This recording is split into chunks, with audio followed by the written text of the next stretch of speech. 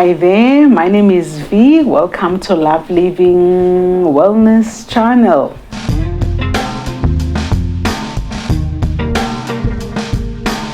You are having a conversation with me. I'm a clinical dietitian, and welcome to all the new viewers, subscribers, and those that are just visiting to pass by. It's like that in life. You visit, pass by, you see what they're doing, and then you pass, but we welcome you, and I appreciate this time that you choose to spend together with me and others in the community.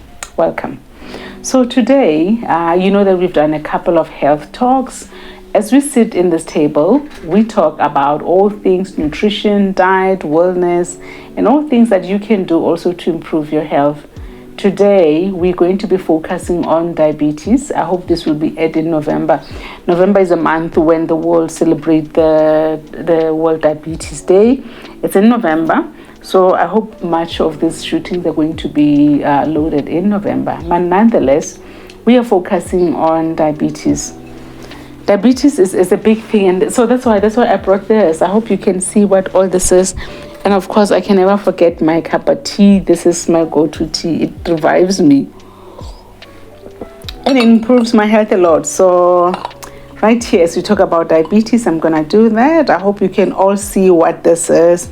Avocados, green pears, green apple. Of course, by now I swear by my cinnamon tea. We cannot do much without it. So all right, so let me just sit nicely and then we talk.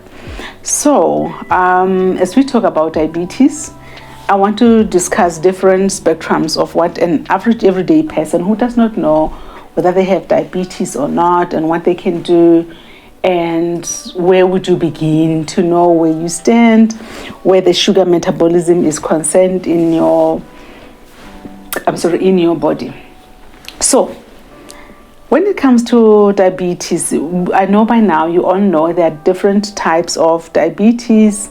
We can either talk about diabetes in pregnancy, gestational diabetes.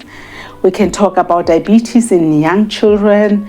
We can talk about diabetes in just average adults. We can talk about diabetes in the youth, diabetes in very old people.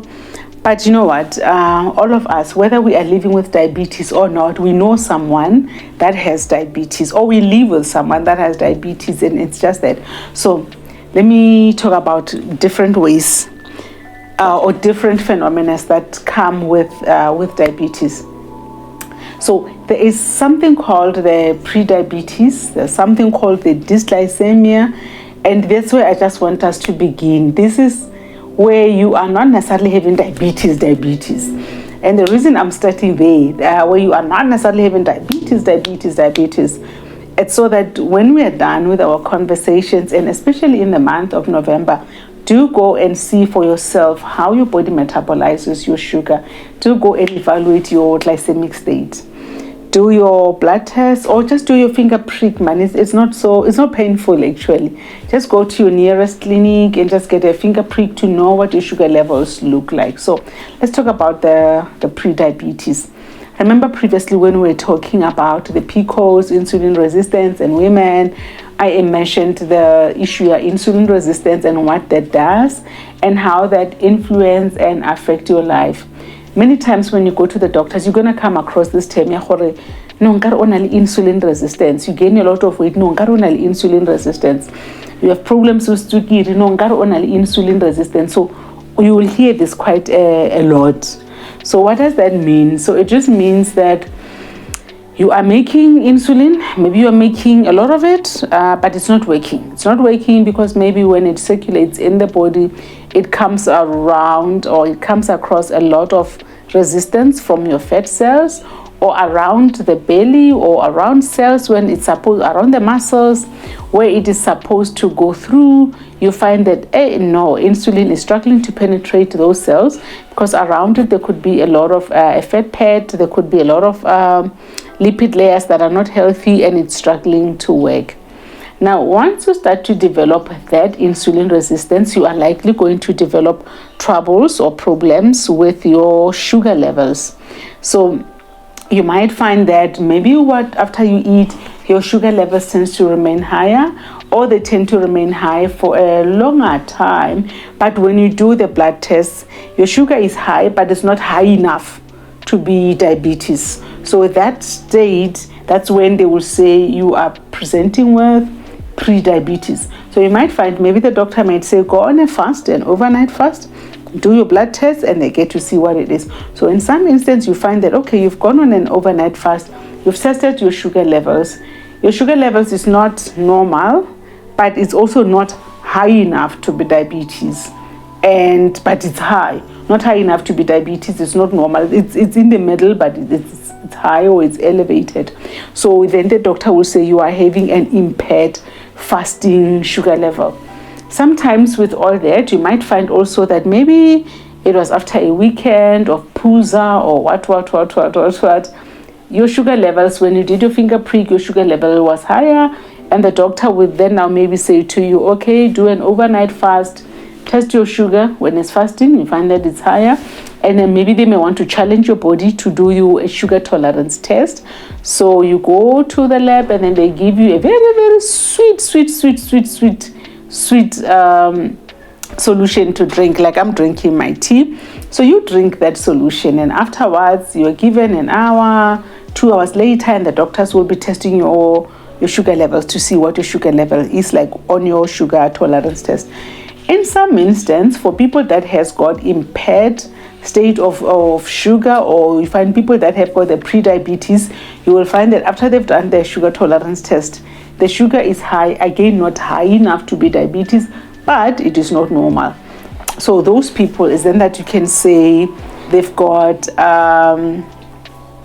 that state of pre-diabetes. Most of the times you also find that they've got a level of insulin resistance with them.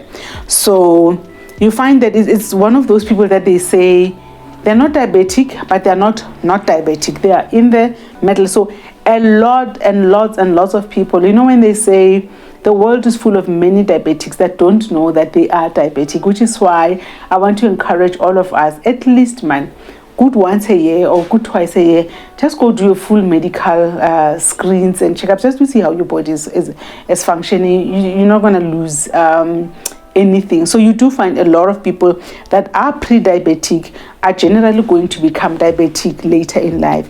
But when you are picked up in this period where you are pre-diabetic, there is a lot that you can do to rescue yourself, to save yourself.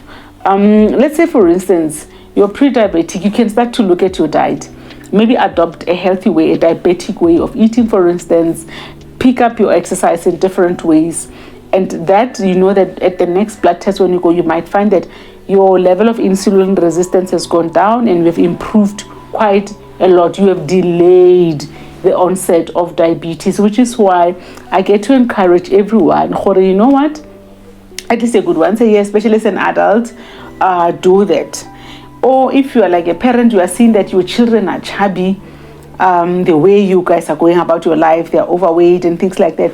It doesn't hurt. Just once a year, like as you speak to your GP, just screen to see how your glycemic control or your glycemic status look like. If you find that it is impaired, qala mzalwane, and take care of yourself. Look at your exercise, look at your food, look at your diet, and all that. Look at your weight. Remember, we've already discussed about the weight on the belly. Look at it and just get to see how it is seated. So that is when you're having the pre-diabetes, especially if you come from a family background where you've got people that have diabetes. Don't just say, no, I'll wait for the day I'm sick. Do your health screen. I hope siyazwana, it's not a loss. And now there's another group of people. This group of people, you find that, okay, they are not diabetic, but their sugar levels tends to present, sometimes it's high, sometimes it's too low, though there's no diabetic symptoms generally and things like that. So those also need to just get to know how your sugar levels are. Look at your diet, that the food items that you are eating, they are not making your sugar levels move like this, too high and then too low and then too high and then too low, so that we can talk about food that can keep your sugar levels like that, right?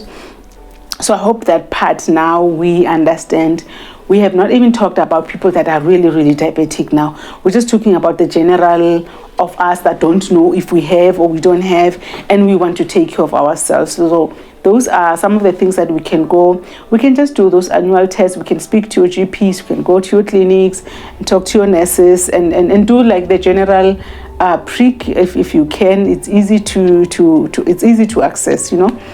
So something else that you can also do for yourself is, if you go, like in South Africa, there are lady chemist. They can do your test, and then you can go there, pick a test and do the test. So I hope then we get to understand one another. So that's just some of the things that we can do to screen ourselves.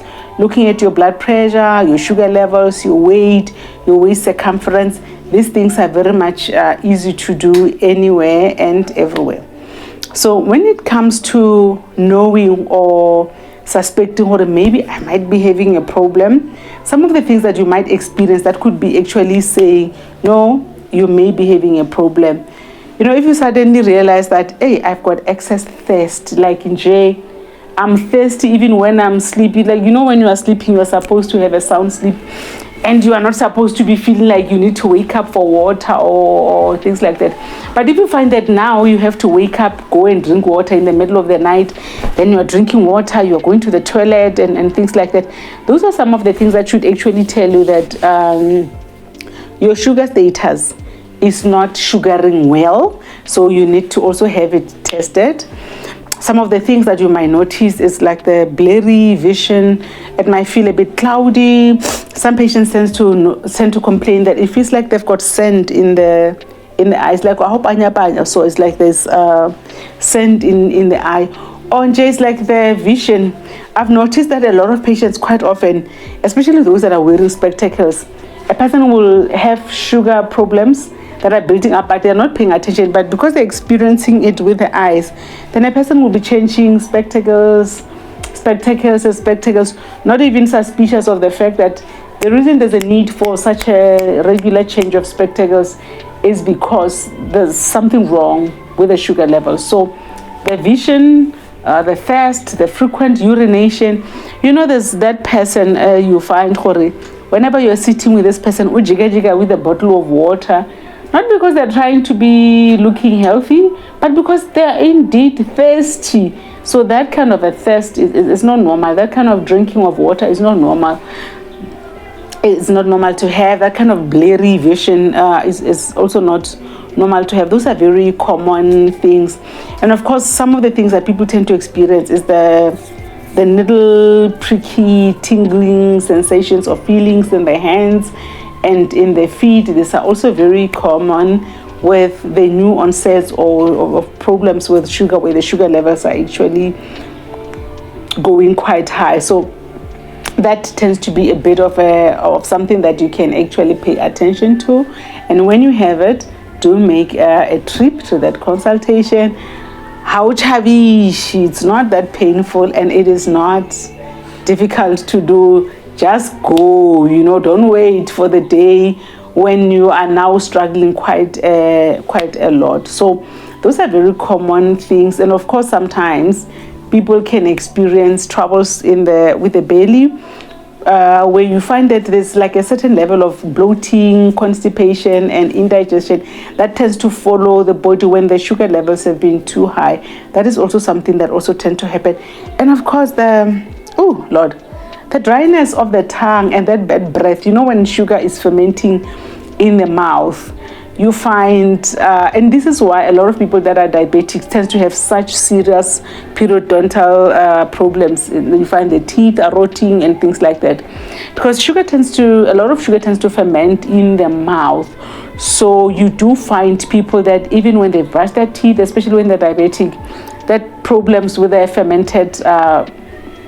fermentation in the mouth tends to be a big of a problem. So I hope now that we've laid a bit of the foundation, you do understand. So you can find even that thick coating of a white layer that tends to form in the tongue. Sometimes people tend to complain that here it feels like if they ate something with sugar, it's like the sugar remains behind. And it's like you've got sugar that just stays there and has been there for a long time. It's not moving. Some of these things is because, of course, your sugar levels have been too high for a long time, not been well. And of course, whenever the body's sugar levels go high, something else, another phenomenon that also tends to happen is the raising up of the cholesterol. So often you find when your sugar levels go high, your cholesterols are also going to go high.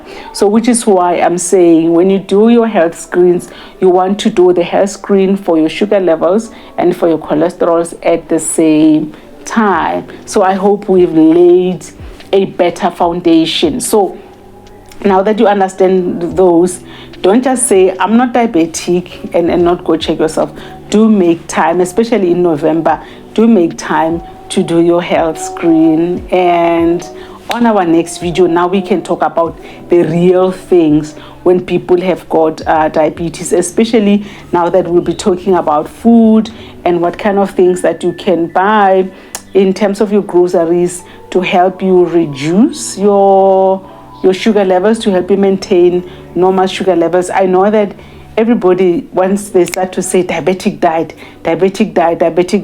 what should we eat? So generally, I always recommend every household every household has to be in somewhat looking like a diabetic diet.